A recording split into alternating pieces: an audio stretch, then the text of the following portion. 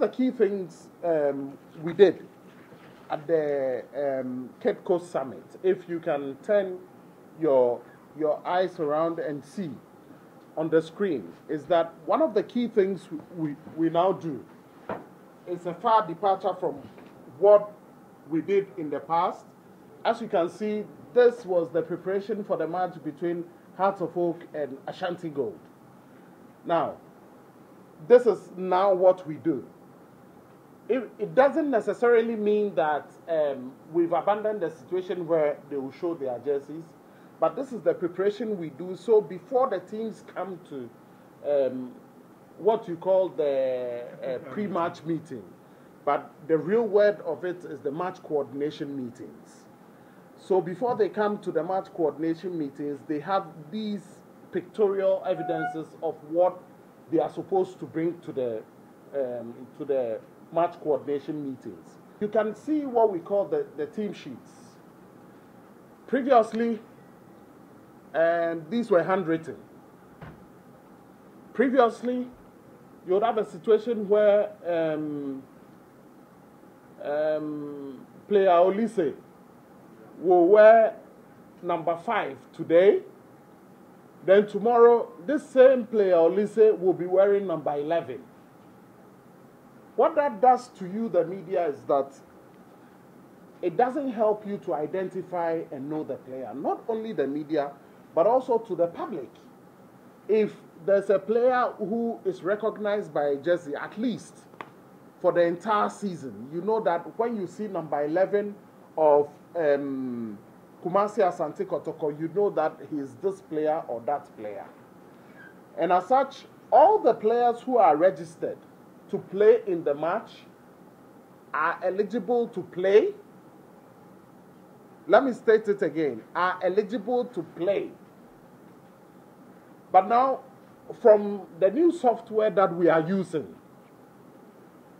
if we have these lists of players, what you can do is that the P you have there means playing. So the team would have to take it if the list is to come to you, the media. If you have been following us on Twitter over the weekend, you would have seen that we would have uploaded some of the team sheets the way some of the teams filled the team sheets. So those who are starting will have their names ticked as starting, and those who are on the substitutes bench will be SSSSS. Now, one thing we want to do going forward, so we'll have the players like this. They'll be like this till the end of the season. They won't change their numbers again. So Robert Darboe will be the number 1 player for Obuasi Goldfields for the entire season. It won't change. So before they go into the matches, the GFA will send these sheets to them like it is. If they are playing against House of Oak, for instance, House of Oak will have their players here, and they will have their players here, and it's the same players they would have to choose from. So the number 1 to 30 players, you know, we register up to 30 players. So these are the players they can only use, and they will have them. Now, the other big change we are bringing into this is the issue of suspensions, red cards, and yellow cards. And this has been a sticking point for us for many, many seasons in the past.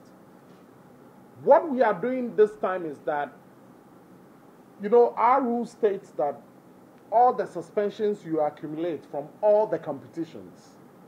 Now, this competition collates its data differently. This competition collates its data differently. So in the past, if you would have problems with people having suspensions and the rest like that, it comes as a result of the competitions not talking to each other.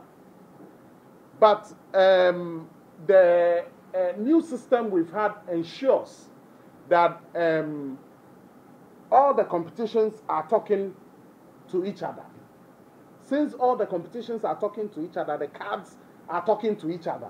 So if you play in, let's say, the FA Cup match, and you get a yellow card there, you play in whatever competition, you get a yellow card there, automatically our software will be able to collate that information. And if you are not eligible to play, automatically our system will blank you out from here.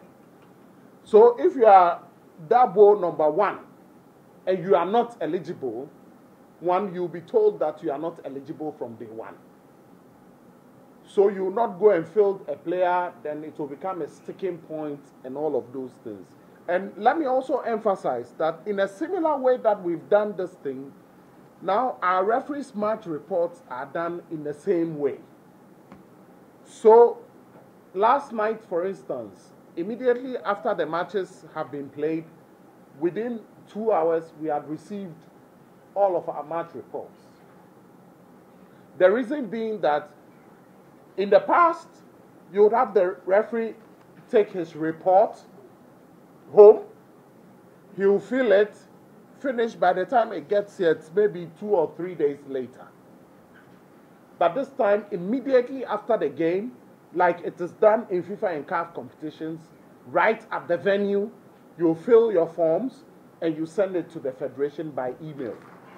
So we get it and we keep it. This also reduces the potential of us having somebody saying, oh, I need to tweak my report in a way or whatever. Whatever the influences might be, we think that these measures will be able to cure some of these ills we ourselves and some of you have actually pointed out to us that we are working on.